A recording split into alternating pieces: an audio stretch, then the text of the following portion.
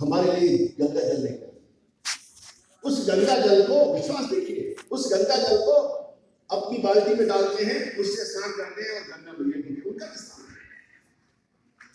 जल कहां कहां पहुंच रहा है, अपना बैग धोने की जगह नहीं है, पर 5-5, 10-10 लीटर का जरकिन लेकर के पानी लेके जा रहे हैं देश भर के अंदर। ये भाव है गंगा के प्रति, ये जो उनका भाव है, जो जुड़ाव है, इसको आप तोड़ नहीं सकते, कोई नहीं इसको तोड़ सकता। और मुझे लगता है कि बहुत ही अच्छे मौजूद विषय पे आपने 2 दिन चर्चा की और इसमें विज्ञान को जोड़ा, अध्यात्म को जोड़ा, परंपरा को जोड़ा, बहुत अच्छी बात है। हम जब करते करते चले जाते हैं वो परंपरा बन जाती है, जिसको हम लगातार करते हैं उससे हमारी परंपरा बनती है, और जिसको हम प्रदर्शित करते हैं उससे हमारी सभ्यता बनती है। जिसको शोकेस करते हैं, अपनी सभ्यता का शोकेस ही हम देखते दुनिया के अंदर के, देखिए हमारी कितनी महान संस्कृति है।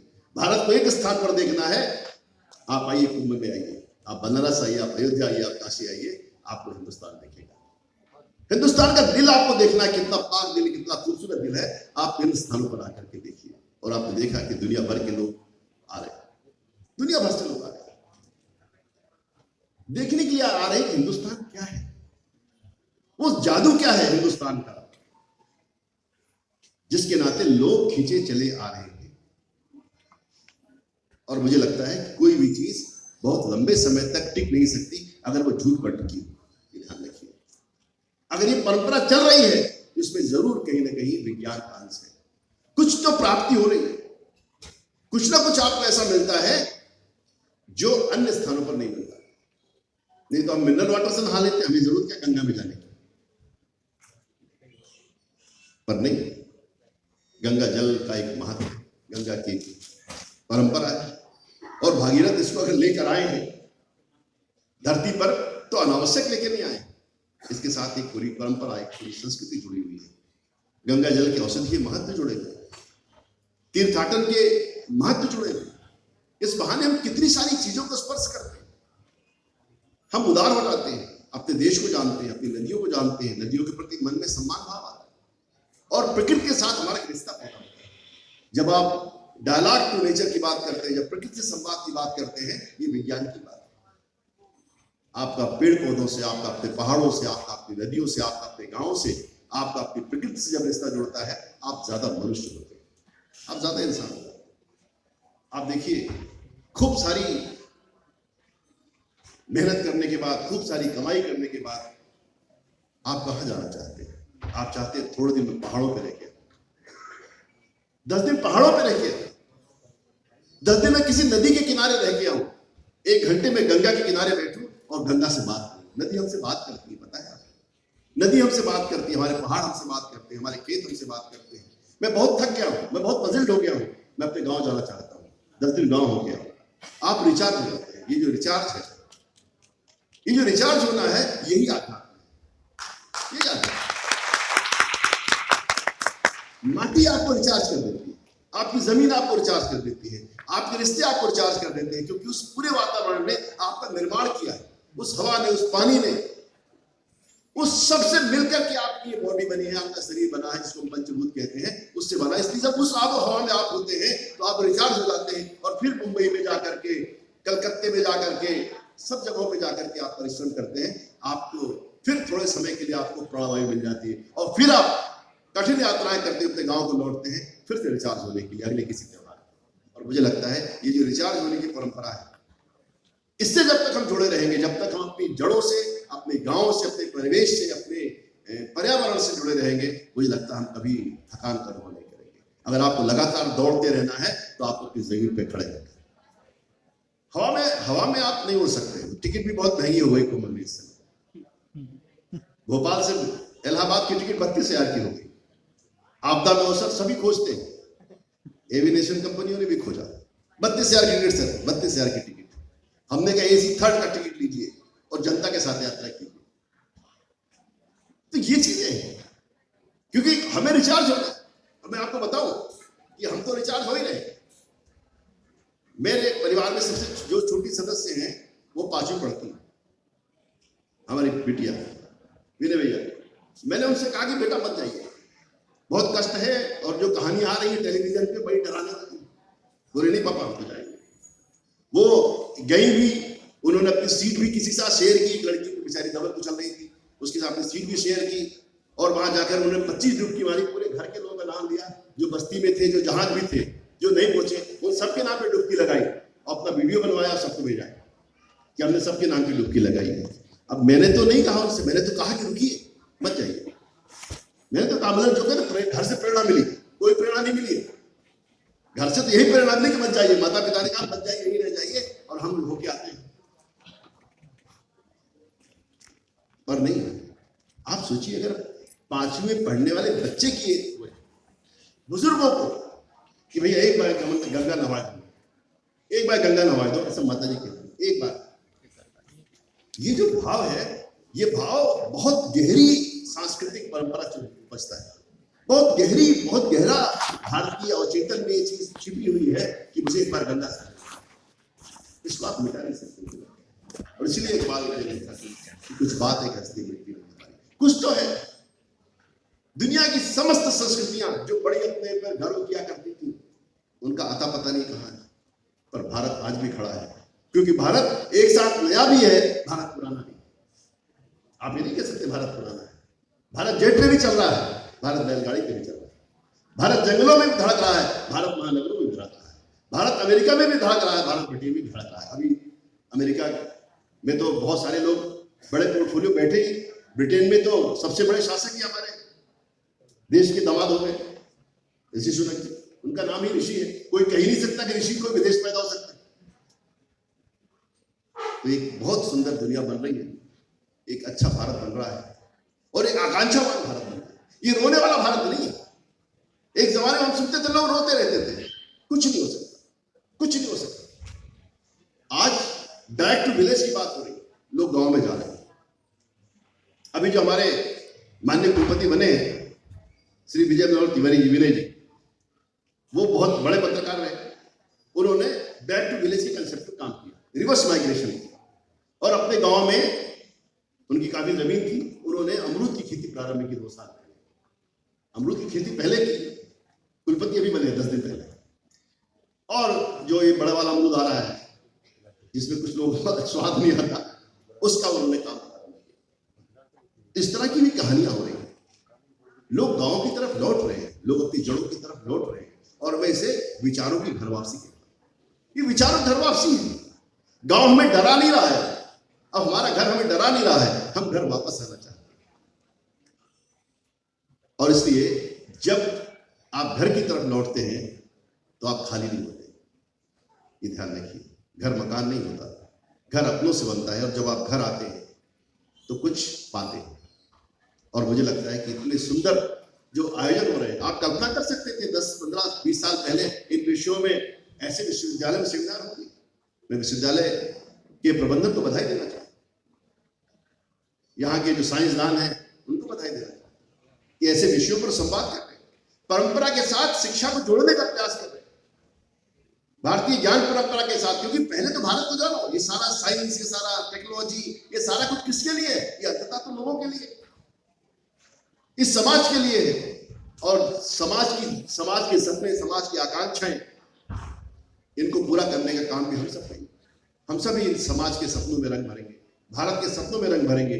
और इसलिए इस नए भारत को मैं आकांक्षावान भारत कहता हूं। ये निराश भारत नहीं है, ये हताश भारत नहीं है, ये आगे बढ़ना चाहता है, अपने सपनों में रंग भरना चाहता है, दुनिया की बड़ी से बड़ी अर्थव्यवस्थाओं के साथ घोड़ करना चाहता है, और गुणवत्ता के साथ काम करना चाहता है, कंप्रोमाइज नहीं करना चाहता है, भ्रष्टाचार से मुक्ति चाहता है, अच्छा पर्यावरण चाहता है, अच्छी दुनिया चाहता है, खूबसूरत दुनिया चाहता है। और जिस तरह हमारे लक्ष्मी नारायण आनंद और सुख से रहते थे, वैसी दुनिया चाहता है, वैसा परिवार चाहता है। भारत का दर्शन दरिद्रता का दर्शन नहीं है, भारत का आध्यात्म, भारत का विज्ञान मिल करके चले। हमने कभी दरिद्रता के दर्शन में विश्वास नहीं किया, हमने त्याग तो किया है, संयमपूर्ण भोग किया है, पर आनंद में जीवन जिया है। हमारे देवता 56 भोग खाते हैं, कोई समाज, कोई दरिद्र समाज 56 भोग लगा नहीं सकता। हमारे देवताओं की पसंद 56 भोग है। 56 भोग वही समाज चढ़ा सकता है जो समाज आनंद भर से हमारा समाज हो, जो समाज समृद्ध समाज हो। लोग कहते साहब लुटेरे आते गए। अरे भाई, लुटेरे क्यों आए? लुटेरे इसलिए आए चंद्रा साहब कि यहाँ पे माल था, झोपड़ी में डाका नहीं पड़ता। आपने कभी सुना झोपड़ी में डकैती पड़ गई? महलों में जिनके पास धन था, जिनके पास संपदा थी, जिनका व्यापार बिजनेस उन्नत था, जो सारी दुनिया का 36% बिजनेस जिनने संभाल रखा था, वहां पे लुटेरे आते थे। लुटेरे कहाँ आते? और लुटेरे आए तो लौट के क्यों नहीं गए? यही बस क्यों गए? इसलिए यहां पर मौजे मौजा था, आनंद, सारे मौसम थे, अच्छी कृषि थी, उन्नति थी और यहाँ एक अच्छा भविष्य था। इसलिए लुटेरे लौट के नहीं गए, इसी मिट्टी में मिल गए और भारत के हो गए। आज वो हमसे ज्यादा भारतीय आए होंगे लूटने के लिए, आए होंगे लूटने के लिए। और ये भी बात मैं माननीय अध्यापकों से कहना चाहूंगा, इतिहास की गलत व्याख्या बंद कीजिए। कई बड़े बड़े राजनेता हमारे कहते हैं 1000 सालों की गुलामी, कई बोलते हैं 1000 सालों की गुलामी, बड़े गर्व से बोलते हैं। हिंदुस्तान कभी गुलाम नहीं रहा, इस तथ्य को समझिए। उत्तर से लेकर दक्षिण तक, पूर्व से लेकर पश्चिम तक किस राजा का सूर्य हुआ, जरा बताइए आप मुझे। कभी हिंदुस्तान गुलाम नहीं रहा। हिंदुस्तान ने हमेशा अपनी गुलामी के खिलाफ संघर्ष किया है, ध्यान रखिए, हमेशा अपनी गुलामी के खिलाफ हिंदुस्तान लड़ता रहा। नहीं तो शिवाजी कहां से आते, नहीं तो राणा प्रताप कहां से आते, नहीं तो अशफाकुल्लाह कहां से आते, कहां से आते? ये सब लड़ते रहे विदेशी सत्ताओं के खिलाफ। मुझे लगता है कि हम इस इतिहास को हमें समझाने की जरूरत है, अपने बच्चों को बताने की जरूरत है कि हम लड़ने वाले लोग हैं, हमने कभी घुटने नहीं टेके, हम आखिरी दम तक, आखिरी सांस तक लड़ते रहे और आज एक ऐसा मुल्क बनाया है जो मुल्क दुनिया की एक बड़ी अर्थव्यवस्था बन करके पहली अर्थव्यवस्था हमारी आंखों के सामने बनेगा। ऐसा विश्वास लेकर मैं अपनी वाणी को विराम देता हूं। भारत माता की धन्यवाद।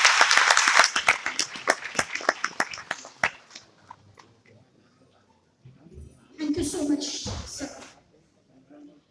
I would take permission from Professor R.K. Saini, Dean Science, to invite him to address the audience. Sir.